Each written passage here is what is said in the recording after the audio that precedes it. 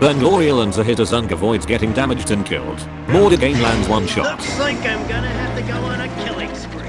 The Ankheg dodges the projectiles like Neo from the Matrix. Another hit from Elia. Finally, Mordagain delivers 1 point of damage, which is enough to take down the creature. With a single casualty, Team Baldur stands triumphant. After that last contest, I don't know whether to call you a gladiator or an exterminator.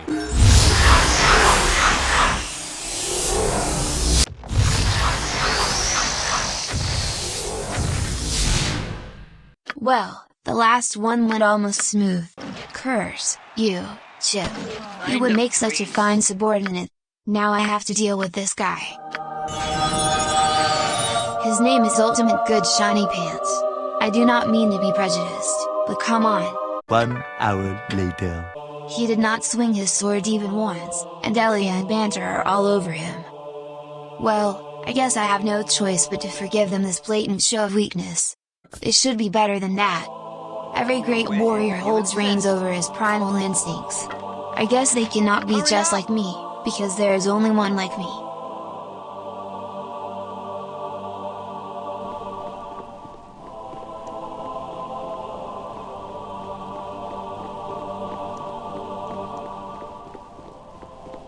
I am guessing last night was interesting for Elia, as she finally cheered up after Snaketail's passing.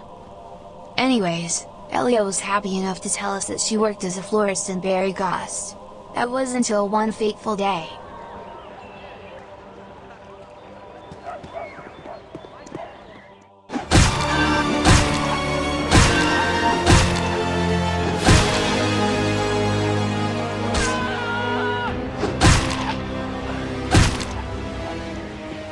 I serve the flaming fist!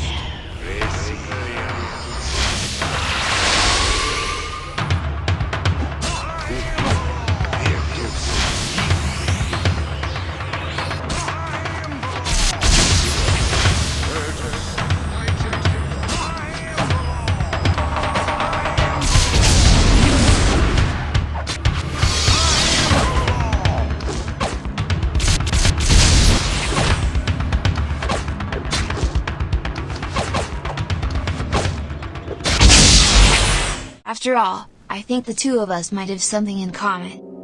Our caged rivals seem to be very confident about themselves, not so much about us. Study our rivals, my friends. Identify their weaknesses, but show them none. What will hurt the most? Fire? Acid? Lightning? So many delicious choices. It is not in my interest to make them feel otherwise. Big Eyes was all but unhelpful, as usual. Once I was told that if something scares me, then it's best to imagine it sitting helplessly on a toilet. Big Eyes scares me, but it's kinda hard for me to imagine him in that scenario. Okay, I got sidetracked a bit. When facing superior numbers, cast spells that deal damage over a wide area to even the odds. Everyone get out of the way. You don't know We nearly what used all the gold to buy me a brand new pair of cheetahs. This is the most useful thing for such a little arsonist as myself. We also bought a couple of invisibility potions if some of us would ever find themselves in a sticky situation. Or perhaps if the odds were stacked against all of us from the start. Okay, it's time to go.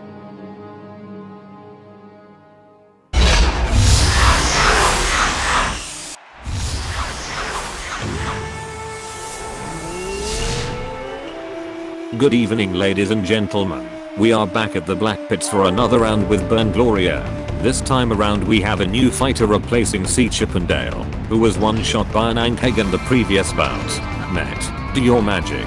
Thanks Renzo, my name is Met Demon and I am going to introduce you to the newest fighter, Mr. Ultimate Good Shiny Pants. He is a cavalier specializing in two-handed swords. As his resume says, all of the entireties of hell and the abyssal places recoil from the dazzling radiance of Mr. Ultimate Good's lustrous underpants. That's kinda bombastic, but this show is all about bombastic things, so he should fit nicely. With this out of the way, let's get into the fight. As you might have observed, C. Chippendale has refused to properly kick the bucket, so most likely he will have the most immersive view of the fight.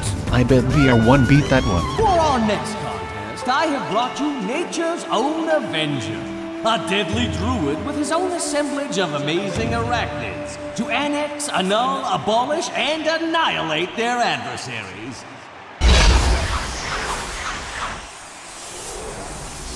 What a tactical misstep by the Spider-Man. He is all lumped into the middle of the arena with his minions. I guess he does not know who he's facing. And as expected, Team Burn Gloria goes for a tactical nuke right from the get-go, and the opposing force is nearly obliterated on the spot. All that's left is one itsy-bitsy spider. This is a carnage. Not that we minded. Magic missile from Gloria, and there goes the first frag for the ultimate good.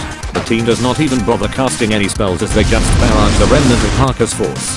But Burn Gloria goes for the MF, just for the lols, and brings the druid down. What is she up to now? She goes up, and gets ready for another cast. She goes for the Scorcher and the smell of burnt spiders floats everywhere. She mixes it up a critical dart, and there goes the monster. It's fair to say that it's all over now. Still, Team Burn Gloria did not manage to rake in the fastest win in their career, but surely that was the easiest fight so far. Again, you prove yourself a skilled swatter of insects. Perhaps what you need are some enemies with real backbone.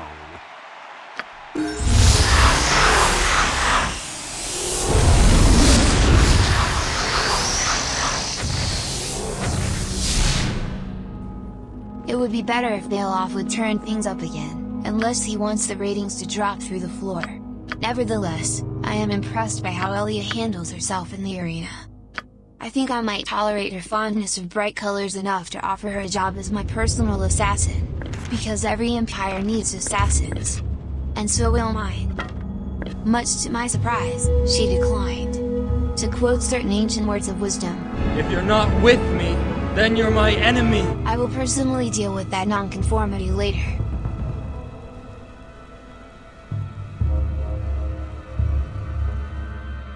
The fateful hour draws closer. Ready yourselves, my companions. As you wish, infallible Thespia. Let's try these bars again, Poetica. Huh? It's no use. This prison is too strong.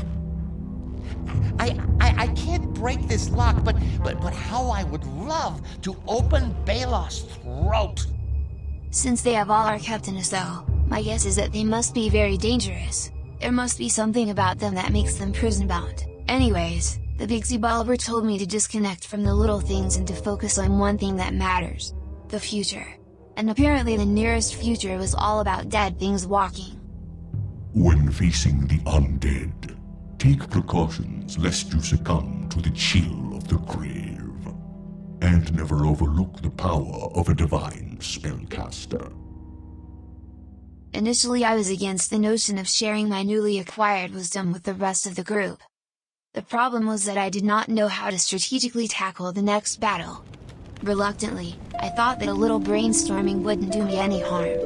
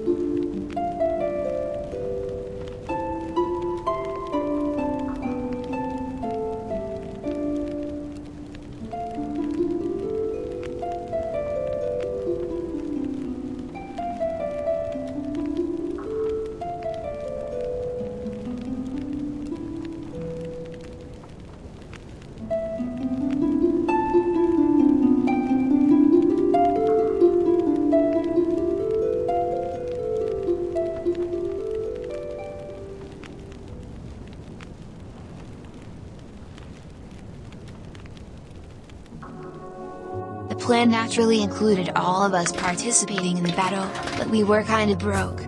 And so, the plan had to be altered. I made a directive decision to split the group in half and to go in as a trio.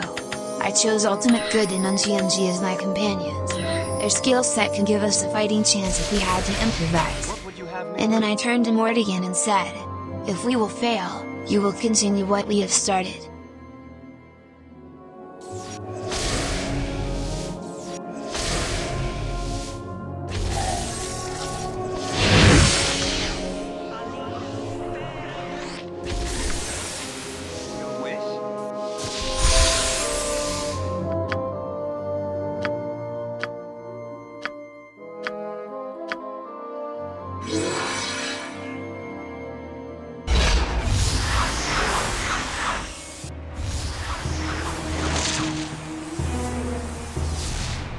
Straight from the Black Pits, it's your tonight's host speaking, joined together by my fellow commentator, Matt Demon. Hello. Oh, now I feel a little bad about this one. I've allowed your opponents into the arena early so they can put their special talents to use. Try not to trip as you traverse the tricky territory. Right from the start, we can see a very unusual strategy from the Team Burn Gloria, as they have decided to put forward only 3 warriors. That's quite unorthodox, and I am pretty sure no one in the world would decide to go for the solution in this situation. And it's on. It looks like Team Burn Gloria is up against some Archer Thieves into Shadows. But what's that? Burn Gloria and Und go for the invisibility potion and doing nothing, as Ultimate Good goes forward.